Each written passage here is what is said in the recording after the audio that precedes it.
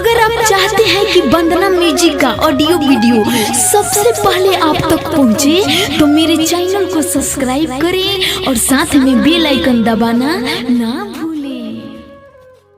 प्रेम से बोली थावे वाली मैया की।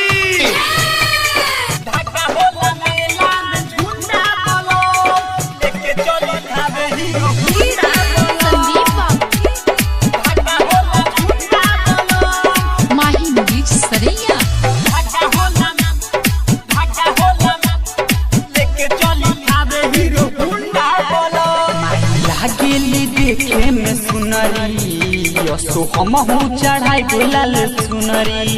यसो हमहू चढ़ाई गुलाल सुनरी माई लागेली देखे में सुनरी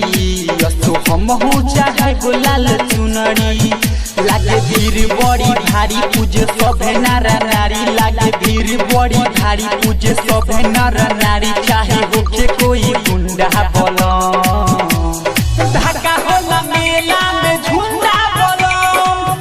चली थावे हीरो हुंडा बोलो ढाका होला मेला में झुंडा बोलो लेके चली थावे हीरो हुंडा बोलो संदीप ढाका होला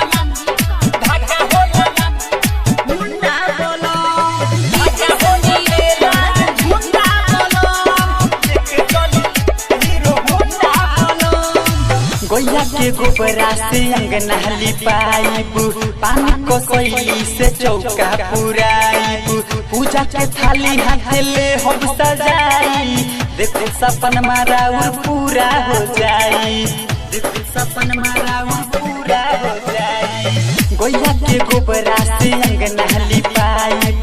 पानी को सैली से चौका पुराइब पूजा के थाली हाथ ले हम सजाई देखो सपन मारा पूरा हो जाई पूरा हो जाई पंडित करेले पूजाई खूब शंख बजाई पंडित करेले पूजाई खूब शंख बजाई बाड़े वो मोछ मुंडा बोलो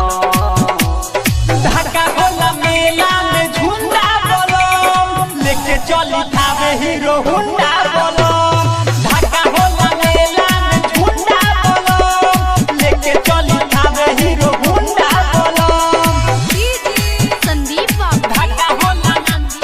ढाका होला मेला झुंडा बोलो ढाका होला मेला झुंडा बोलो लेके चली हीरो हुंडा बोलो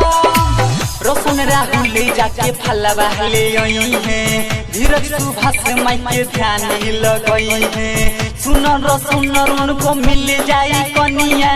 जिनकी सवारी बदल जाई दुनिया जिनकी सवारी बदल जाई रोशन राहुल जाके फलवा ले आई है धीरज सुभाष माई के ध्यान लगई है सुनर उनको मिल जाई कनिया जिनकी सवारी बदल जाई दुनिया विराज करे गीत गाई खूबे माई के रिझाई विराज करे गीत गाई खूबे माई के रिझाई बाड़े हो नया मुंडा बोलो